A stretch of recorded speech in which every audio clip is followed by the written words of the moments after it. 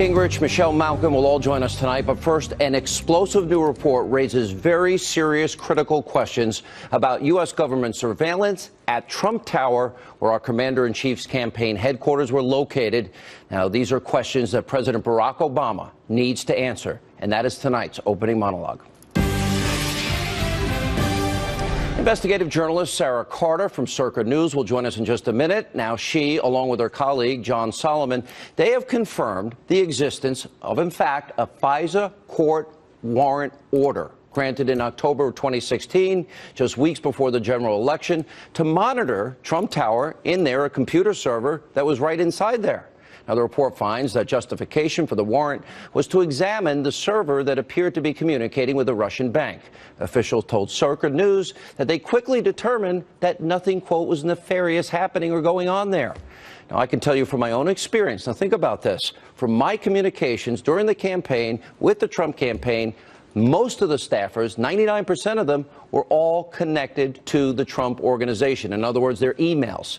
This is beyond troubling. We need answers tonight.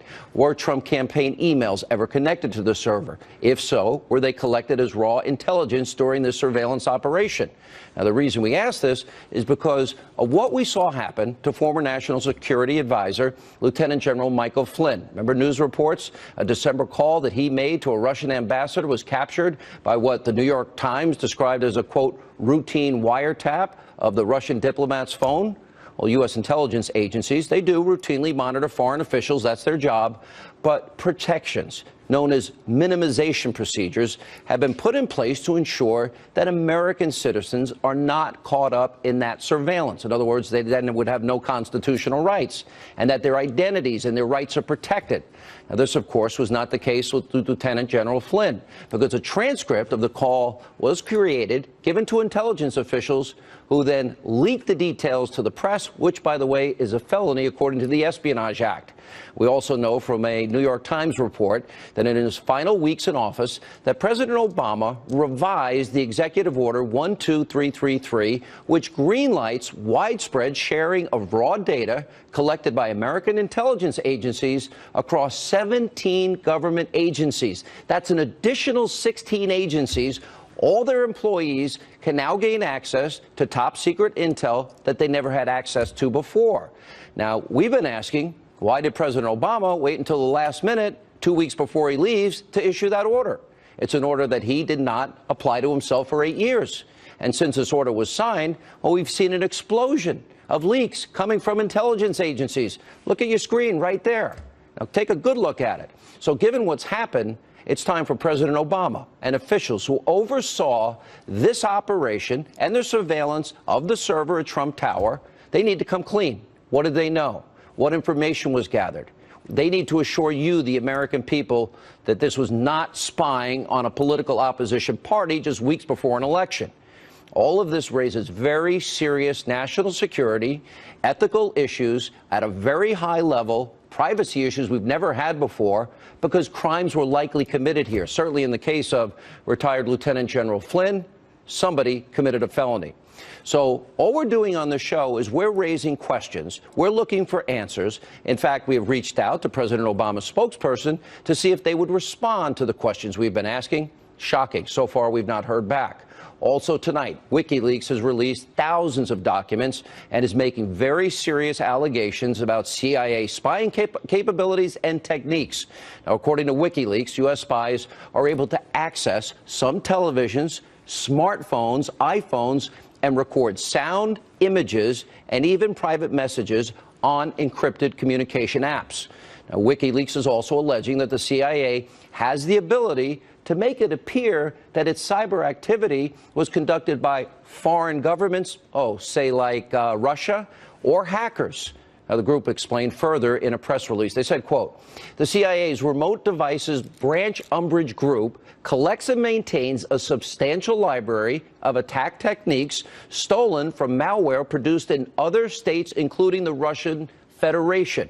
And with Umbrage and related projects, the CIA can not only increase its total number of attack types, but also misdirect the attribution by leaving behind these, quote, fingerprints of the groups that the attack techniques were stolen from. In other words, they can make it seem like it's the Russians and it's them. The power and capabilities of American intelligence agencies are profound, and they are extensive.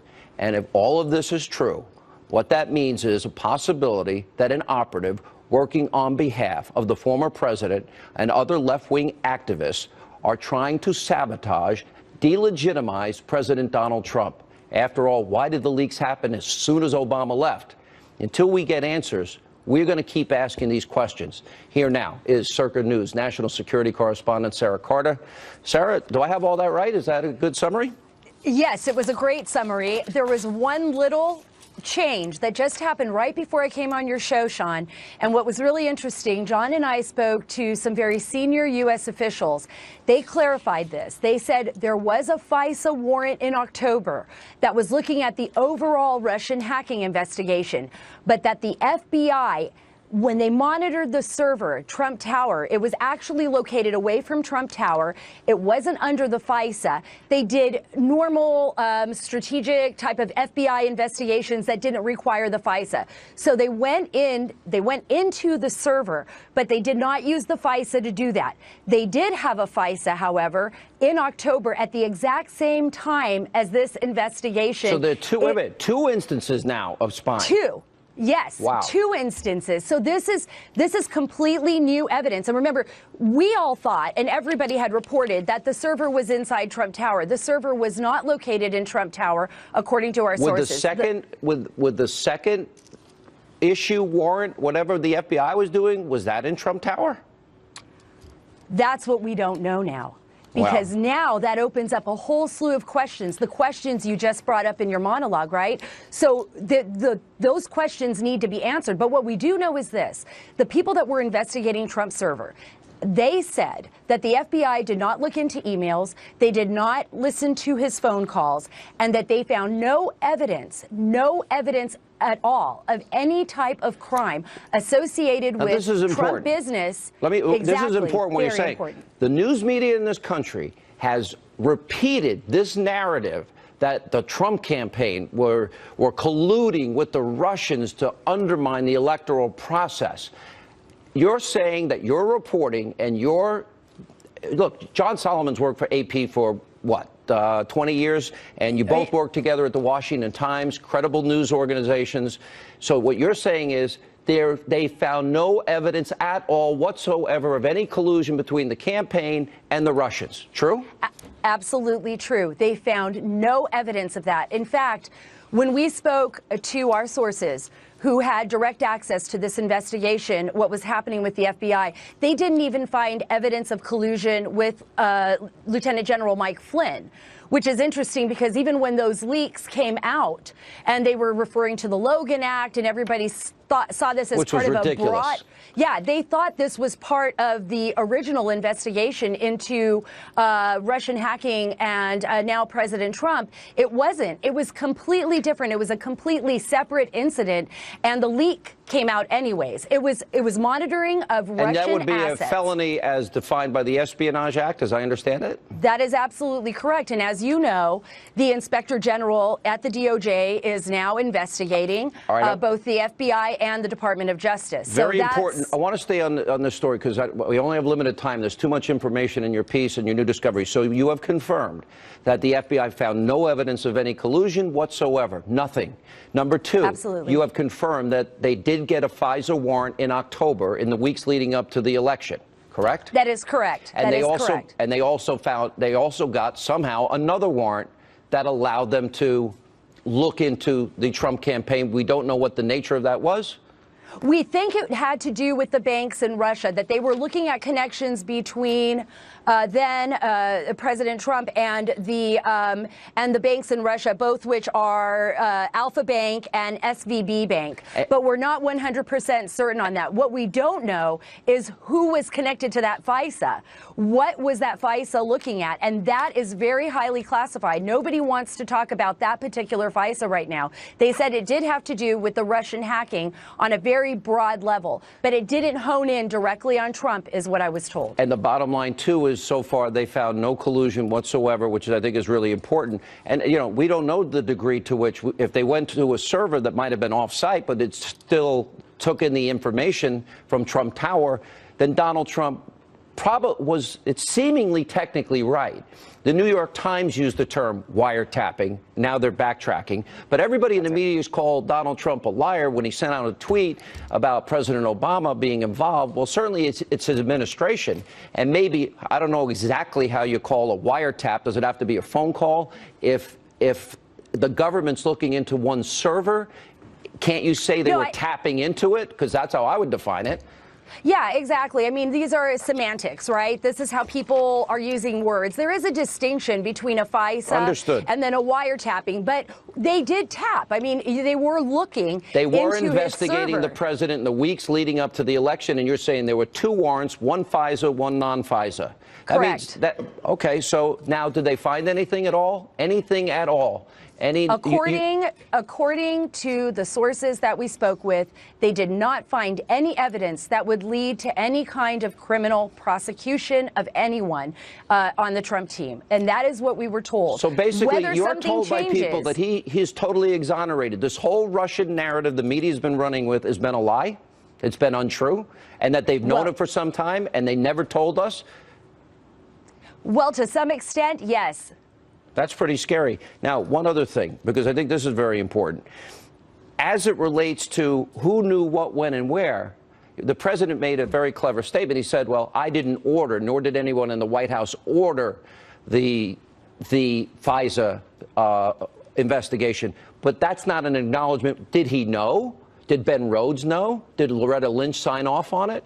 Did Valerie Jarrett know about this? Did Dan Pfeiffer? In the middle of a campaign, you have a sitting president with the power of the intelligence community looking into an opposition candidate in the weeks leading up to an election. Does that seem like something that is appropriate? Were there lies told to gather that FISA approval? Do we know if there was an attempt to get one in June, for example?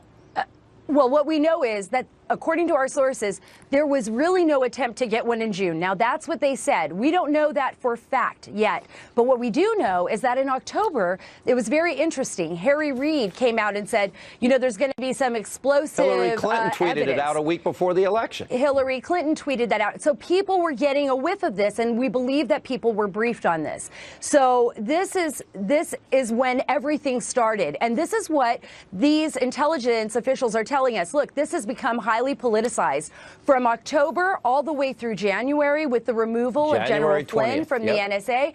You know, this has become so politicized that they're watching this in horror, and they wanted to set the record straight. I have one last question. We did learn from WikiLeaks that the CIA uses stolen malware to give attribution, if you will, to cyber attacks to other nations. In other words, they leave the fingerprints. They could do the job and leave the fingerprints and say, oh, it looks like the Russians did it. Is that possible that that happened here? I mean, that's something that we have to investigate. I have no evidence of that, but they are capable. They are capable, and so are other intelligence agencies. Thank you for your great work. We're going to continue to follow this, get these questions answered. You know, so are there deep state Obama holdover operatives working behind the scenes to try and undermine the Trump administration? Former Speaker of the House, Newt Gingrich, weighs in, and later tonight. We actually ran on a repeal and replace plan. That's what this is, the repeal and replace plan we ran on. Now I am intent on making sure that we fulfill our promises.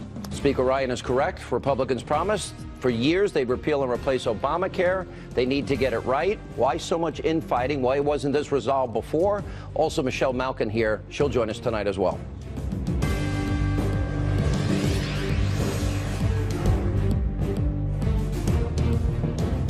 Now, we've been questioning on this program if there are deep state Obama holdover operatives trying to delegitimize the commander-in-chief. Now, we're not going to stop asking questions. And joining us now with reaction, author of the New York Times bestseller Treason, former Speaker of the House, Fox News contributor Newt Gingrich. So, you know John Solomon. You've known him for years, AP, Washington Times, Sarah Carter. You know, a legitimate reporter. They're saying not only that was a FISA court warrant approved, now they think a second warrant was approved. In spite of the investigation, zero proof of any collusion between Trump and the Russians. This has been the media narrative now going on, what, 6, 7 months at this point? Sure. What is your response?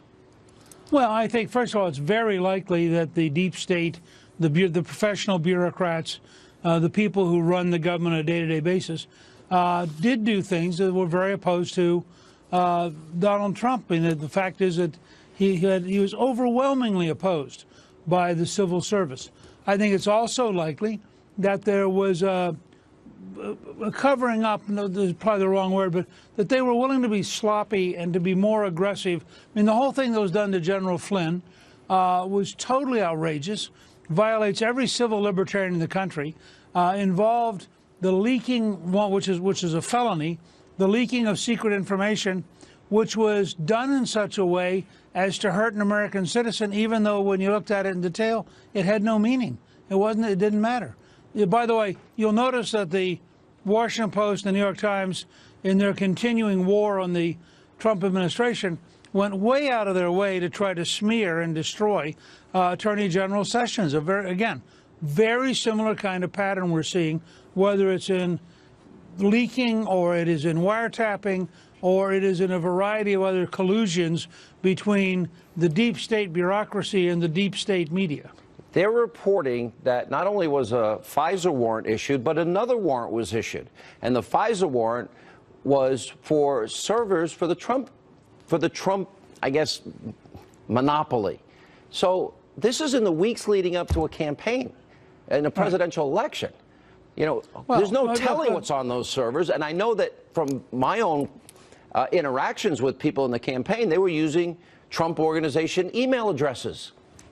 Well, look, I think it's very clear that the House and Senate Intelligence Committees have to get deeply involved in this, and it may well be that the House and Senate Judiciary Committees, on behalf of our civil liberties, also have to get involved. But there's no question that the Congress has to get to the bottom of this. And again, I want to emphasize, a number of people have been committing felonies.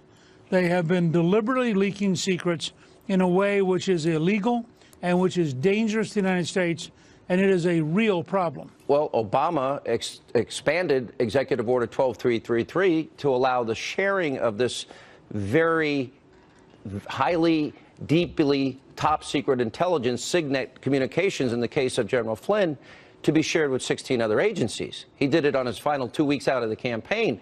How important is Obama's role in this? He made the statement that we had no role in ordering this.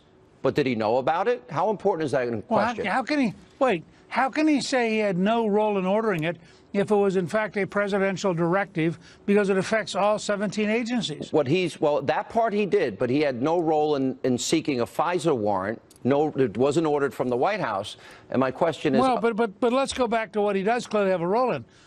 You know, if you read carefully what it says, they didn't just say you can share secrets. They said you can share information which you don't even believe is true. The dossier. So you have all these rumors, all this gossip, which goes from NSA to 16 other agencies, one of whom leaks it to the New York Times, the Washington Post. Then it becomes a story. Now, it's a total lie at this point. Then it becomes a story. Then other TV channels pick it up and run with it for 3 straight days. Do you remember the day that story about the dossier broke, BuzzFeed and CNN's hysterical, breathless coverage of this, as though this was the smoking gun? Well, they also say, Sarah Carter and John Solomon, they also say that they found no evidence even though they had the 2 warrants. None whatsoever. No. Not one smidgen of evidence that backs up the claims by the media that they've been saying. And you know, the former director of national intelligence, General Clapper, has said publicly, unequivocally, that in all the things he looked at, in all the reports he saw, there is zero evidence of collusion between the Trump campaign and the Russians, which would make you wonder, why is this still an issue? Except, of course, that the Democrats and the New York Times and the Washington Post are desperate to do anything to slow down Donald Trump. We got to take a break. More with Newt Gingrich right after this. We're going to talk about health care and much more. And this. We actually ran on a repeal and replace plan. That's what this is. The repeal and replace plan we ran on. Now I am intent on making sure that we fulfill our promises. Intramural squabbles existing in Republican ranks, a potential civil war on our hands. We'll ask the former speaker about that. And also, Michelle Malcolm will join us tonight as we continue on this very, very busy news night and the latest on the explosive WikiLeaks revelation. Straight ahead.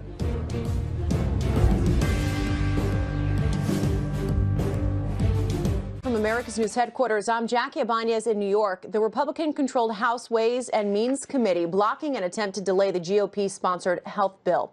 The measure would unravel much of Obamacare. Democrats had tried to delay work on the bill for a week, saying they didn't have enough time to understand what's in it. The plan was unveiled Monday. President Trump taps former Utah Governor Jon Huntsman to be the next U.S. ambassador to Russia. Sources say Trump called Huntsman Monday to offer him the job. Huntsman, a 2012 GOP candidate for president, previously served as ambassador to China and Singapore. And a major scare for the University of Michigan's men's basketball team. A plane carrying the team slid off their runway in Ypsilanti, Michigan. After the pilot was forced to abort takeoff due to high winds, the plane was damaged, but no one was injured. I'm Jackie Ibanez. Now back to Hannity. For all of your headlines, log on to foxnews.com. I'm prepared to lead our conference to doing what we said we would do in the election. We actually ran on a repeal and replace plan. That's what this is, the repeal and replace plan we ran on. Now I am intent on making sure that we fulfill our promises. What I want to tell my fellow citizens is that the nightmare of Obamacare is about to end. That we are doing what we said we would do in this campaign, which is repeal and replace this awful law that is crashing.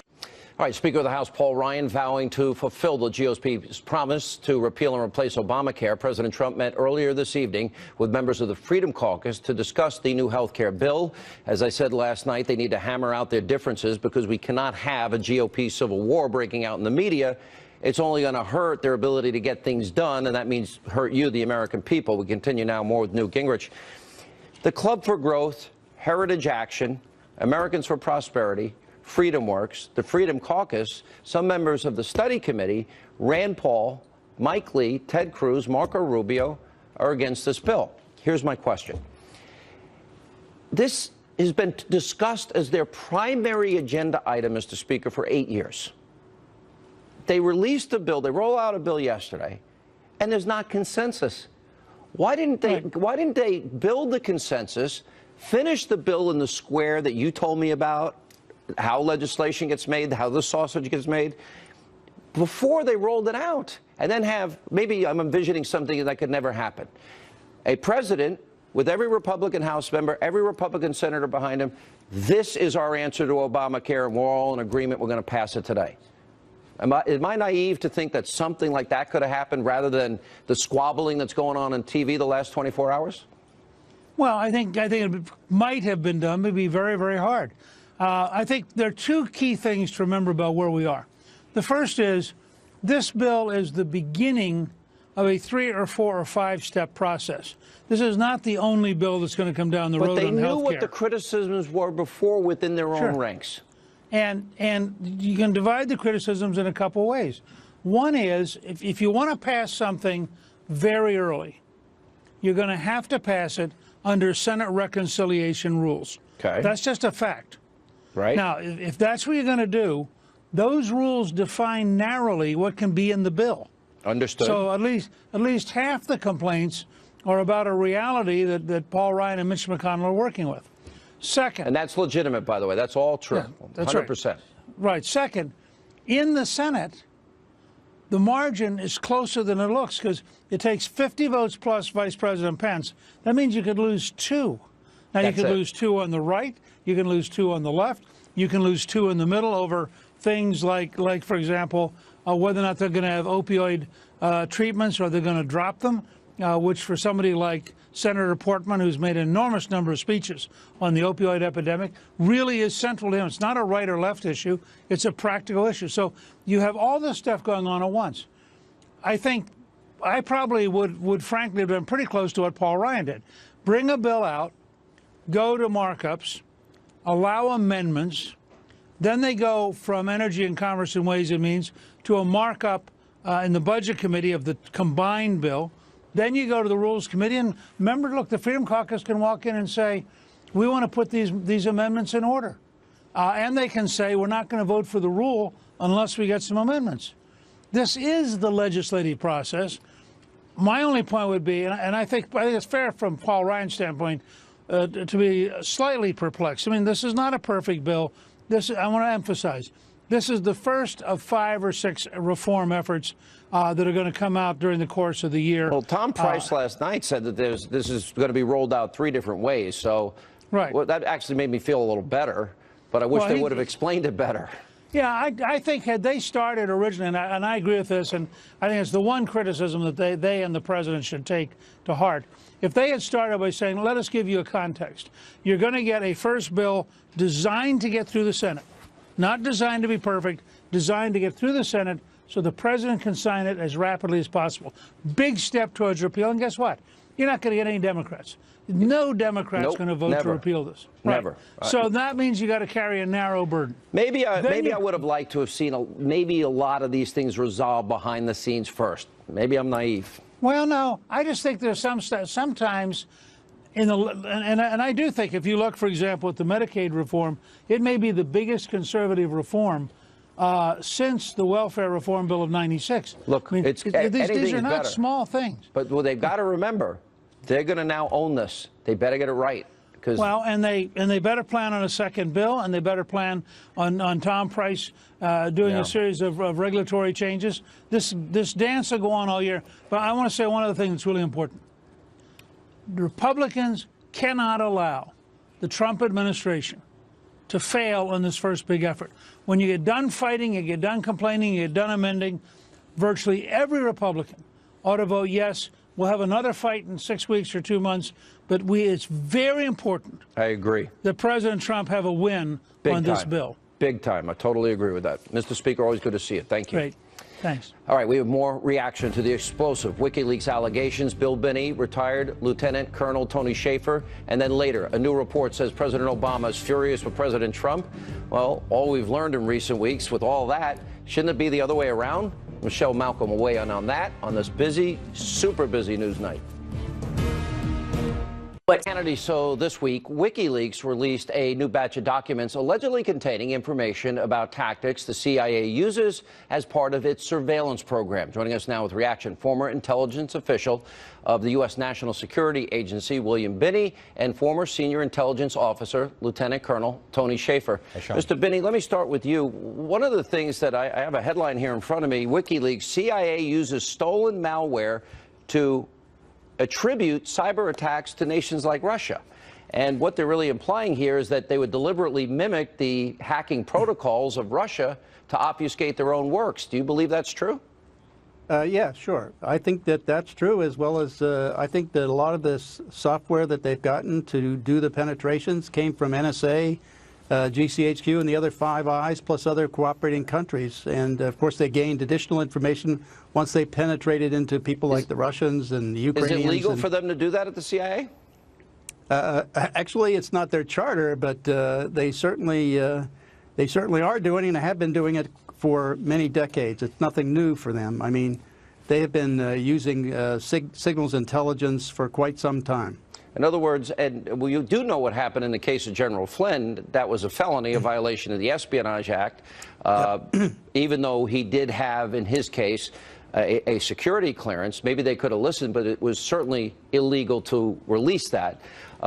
Colonel Shaffer, what is your take on all of this? And when the intelligence community, and I'm sure it's just a few people, I have great faith in our intelligence services, and what they do is really dangerous and important. Precisely. But if they're leaking information on Americans and using techniques that could possibly spy through our TVs and not allow full encryption of our phones, that's somewhat troubling to me.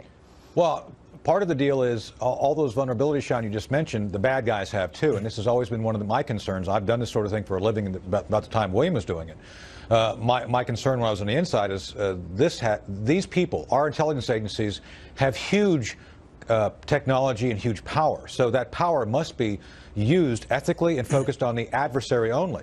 What you've seen here, as you pointed out, Sean, it was used against one of our own. Lieutenant General Mike Flynn is a friend of mine.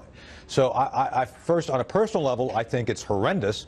On a legal level, it needs to be prosecuted. Yeah. So I think we have to understand it's good that we understand these things. It's good we have people who understand the tools, but how you use those tools ethically, legally, and morally is hugely important. Colonel, if the CIA, in fact, WikiLeaks, now, they have a track record. They've not been wrong in all the years of existence. Right. They've not been proven wrong one time. And I'm looking at these documents. I guess the most frightening thing, if you're in the government, is they release less than 1% of the information they say they have. Right. And they're talking about more powerful surveillance techniques than even the NSA, without checks and balances. Correct. The fact that they build a cyber attack arsenal, that $100 billion came from the Obama years, and that it implies that every single electronic device they are capable of hacking and spying through, and even turning TVs into listening devices. Do you believe that? Do you think the CIA has that capability? And if they do, if there's no check and balance, doesn't that mean we're all potentially subject to living in a police state where the government at will can spy on whoever they want, bribe, blackmail, do whatever they want with that? That's scary. That is a danger of having this, and unfortunately, Sean, this is one of those few times I cannot comment on what you're asking me. I used to do this for a living. I will say this: I think some of those things are even more powerful than you listed, and that's why ethically, legally, and as William said, you have to be very specific about how you use Title 18 as law enforcement, Title 10 as military, EO 12333, Title 50 is intelligence, which has U.S. person restrictions. President Obama, I have a feeling, didn't care. He just told people to go out and do things, and this is where morally you have to have someone who is at the top willing to do the hard things of saying it is my job to restrict people from using those things abusively. We don't have constitutional protections. Precisely. And this is where we were going. And let me say this, and I don't know if Bill will agree with me or not. ATP 2829, the so-called Russian tool that we used to hack the DNC, Sean, we did it. Not me, but our guys. Former members of NSA, retired intelligence officers, use these tools to break in there and get the information out. That's what the Democrats don't want to talk about because it doesn't fit their narrative. You know that for a fact? You know the Democrats did it, or that former operatives did it, using the malware techniques that they put the Russians' fingerprints on it and make it appear like the Russians. In other words, you're telling me this whole Russian story that the media has been running with for months and months and months, that it was our people that did it and they just put the fingerprints of the Russians on it? That's right. The whole idea. I don't have proof of it, but I'm telling you this is what I've heard. And what I'm trying to telling you is that if you go back and actually talk to people inside, the evidence is not that the Russians did it. The evidence is a Russian tool was used. What I'm saying is concerned Americans who are fed up with the Clintons doing things, I think we're the ones who actually got in there and broke the information out and gave it to WikiLeaks. I've mentioned this to other reporters, by the way. They don't seem to be interested in going and checking this out because it doesn't fit the narrative. Talk to John Solomon and Sarah Carter. They want to hear this. Well, last question, Mr. Binney. Yes. You had told me that you say that every phone call, every text, every email of every American is gathered into metadata right now by our government. Every single call, text, email. Is that true? You know that? Well, it's not just the metadata, it's the content also. Yeah. And our government is storing every conversation. And that's why I wrote that up in a sworn affidavit in support of Jewell versus NSA, challenging the constitutionality of NSA and you say collecting Executive all this Order data. 12333 allows that? Yeah. Section 23C. And that is the same one that Obama altered so 16 other agencies could now share in that information of SIGNET. That is, wow. If I could point out a greater danger here, Sean, the point is they know about all these weaknesses in firewalls, operating systems, switches, servers, and so on, and how to break into them, and they aren't fixing them. That means that everybody in the world, including all of us here in the U.S., are still sitting there all vulnerable to attacks. Right. And they're doing it as you're saying they're doing it as a matter of course, and that's why you left after 32 years at the NSA. And the point is that they come back to us after an attack and say, well, we need more money for cybersecurity, when in fact they don't fix the problems they already know. All right, and so they're not giving us cybersecurity. So this is worse than any spy novel I could think of. Thank you all for being with us. They're swindling us. Thank you, Sean. All right. Yeah, thank you.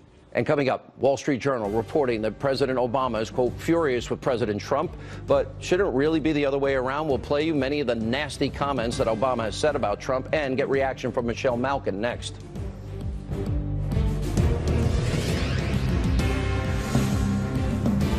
Today that President Obama is furious with President Trump.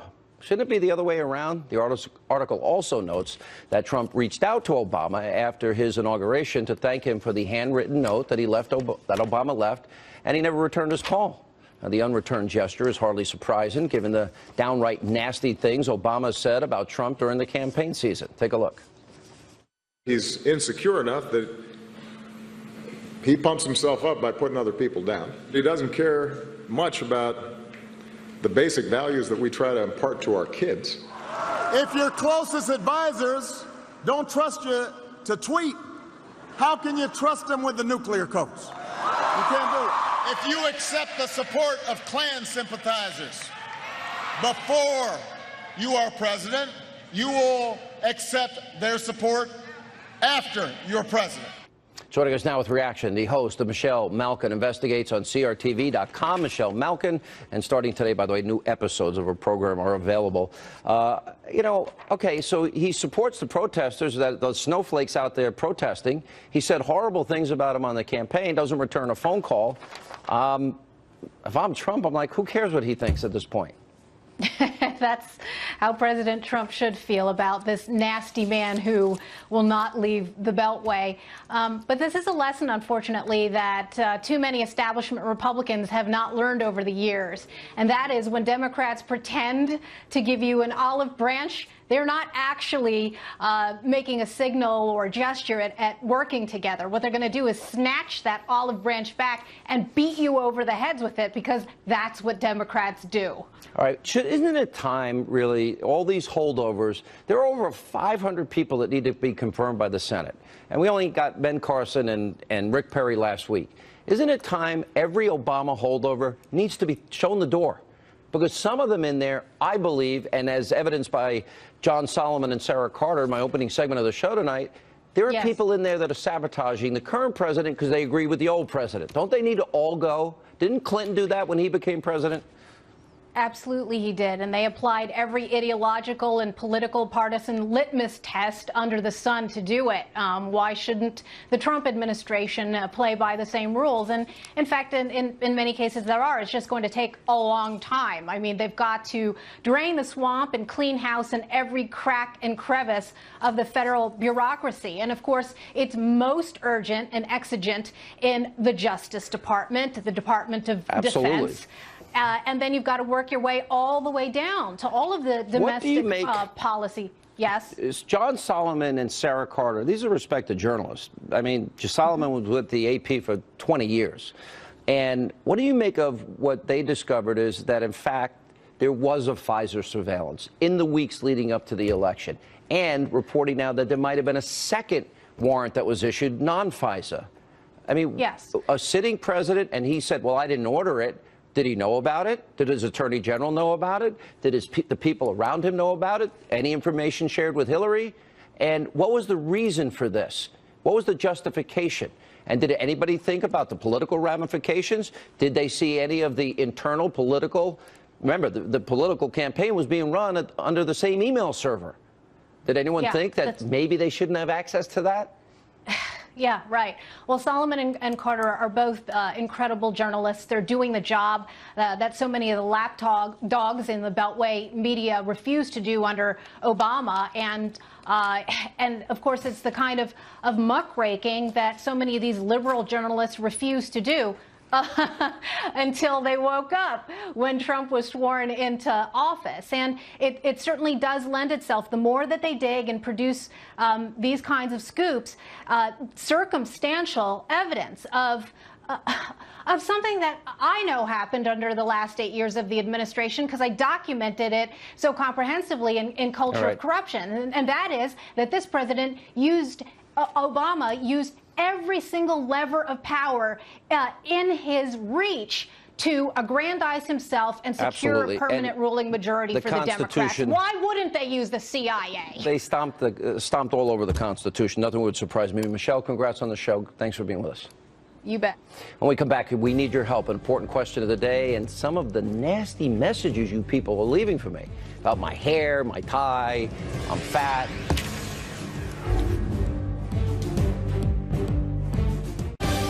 All right, time for tonight's question of the day. Is it time for President Obama to start answering questions, come clean about what was going on during the 2016 election? Mr. President, what did you know? When did you know it? Go to Facebook.com/Sean Hannity, @Sean Hannity on Twitter. Let us know what you think.